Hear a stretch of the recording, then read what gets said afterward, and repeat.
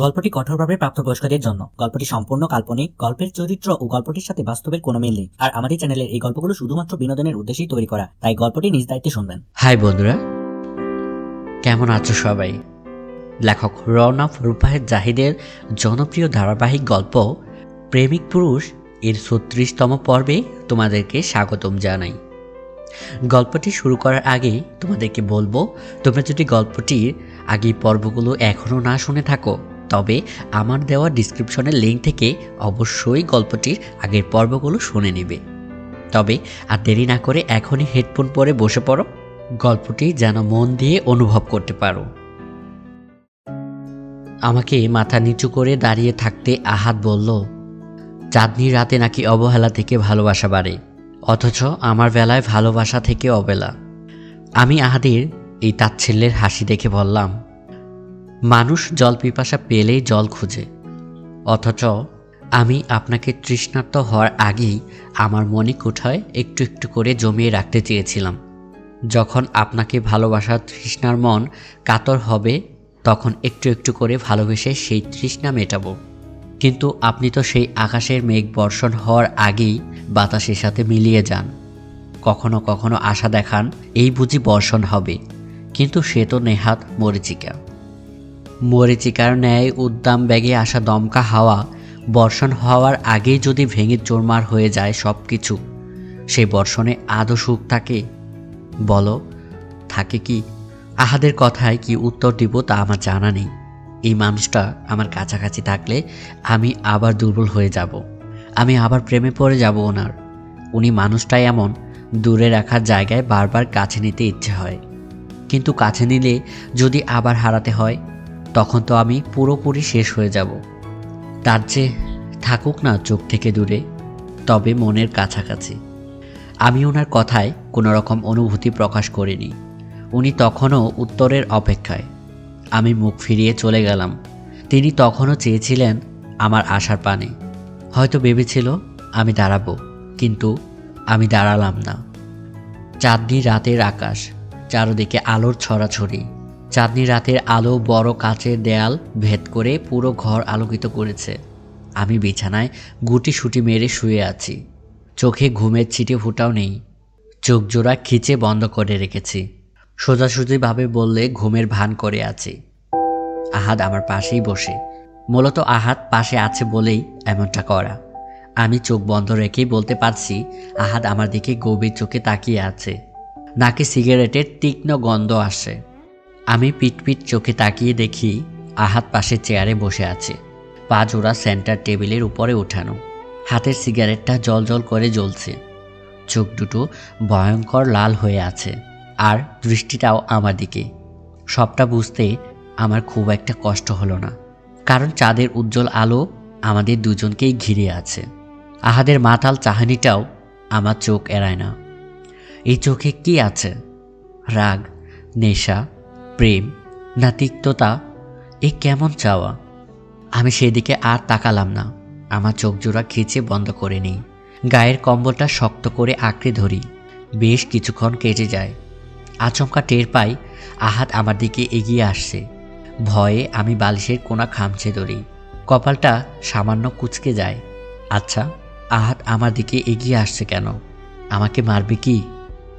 যদি আহাদ সজ্ঞানে থাকে তাহলে কখনো এমনটা করবে না, কিন্তু এখন তো নেশার ঝুঁকে আছে। যদি এমন কিছু করে দেয়, এমনিতেই আমার উপর যা রেগে আছে। মনে ভয় খচখচ করছে। মনে মনে নিজের মনকে বুঝ দিয়ে শান্ত করার চেষ্টা করছি। হঠাৎই আহাদের বরফ শীতল হাত আমার গালে স্পর্শ পাই। আমার দু গালে আহাদের দু হাতের বৃদ্ধা আঙ্গুল দিয়ে আঁকিঝুঁকি করছে। প্রত্যেকটা স্পর্শ খুব আদুরে। হঠাৎই আহাদ কপালে খুব আলতো করে চুমু খেলেন। আমি কেঁপে উঠি। আমার পুরো শরীর কাঁটা দিয়ে উঠেছে। এই কনকনে শীতের মাঝেও গাল গরম হয়ে গেছে। কান থেকে গরম ধোঁয়া বের হচ্ছে। হার্ট খুব স্পিডে চলাচল করছে। ওনার স্পর্শগুলো এমন কেন? তড়িৎ গতি সম্পন্ন। আমি বালিশের কাপড়ের মাঝেই নিজের মুখ ডুবাই। আমি তখনও চোখ মুখ খিচে বন্ধ করে আছি। ওনার শরীর থেকে তীব্র মদের গন্ধ আসছে।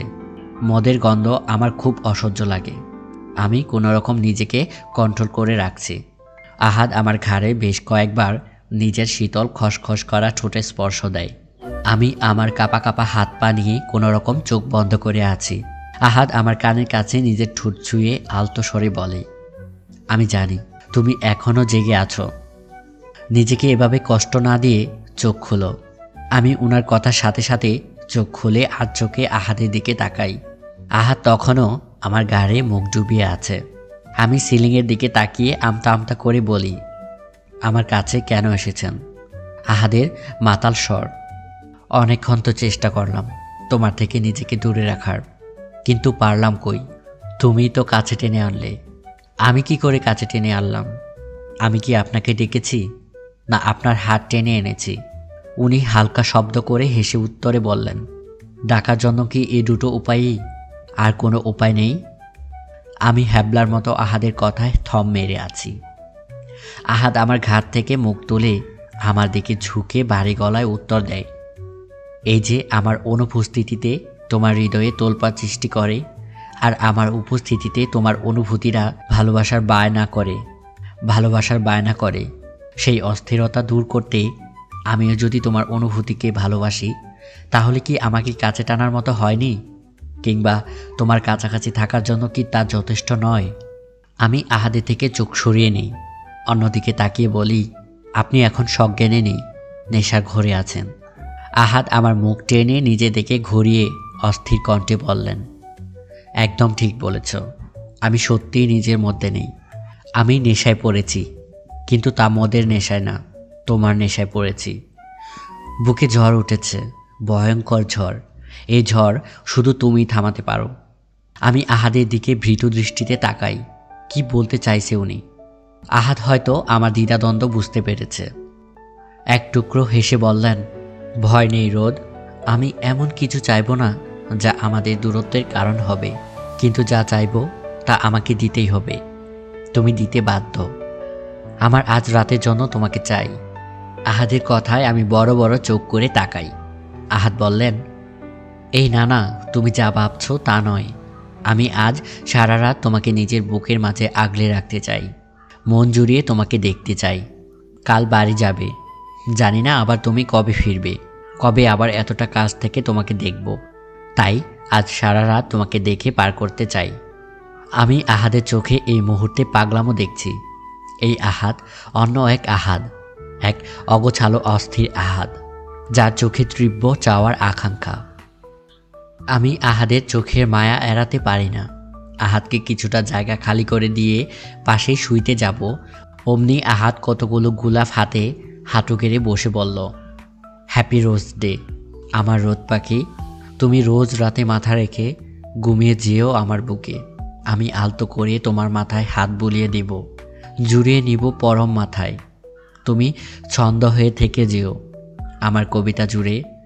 আমি খুঁজে নেব তোমার প্রিয় শতকাব্যের ভিড়ে।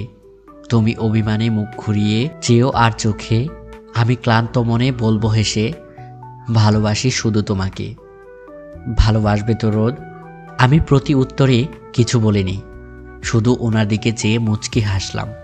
আর উনি আমার মুচকি হাসি দেখে বললেন, ছেলে তুমি হাসলে তার মানে ফাঁসলে।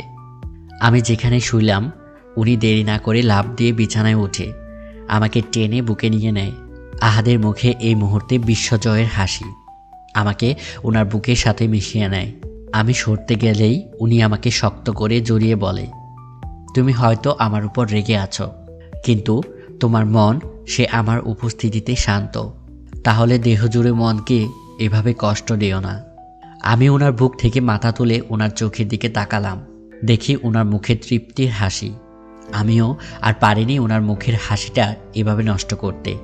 আমি ওনাকে জড়িয়ে ধরি। আমার সাড়া পেয়ে উনি আমাকে আরও শক্ত করে জড়িয়ে ধরে।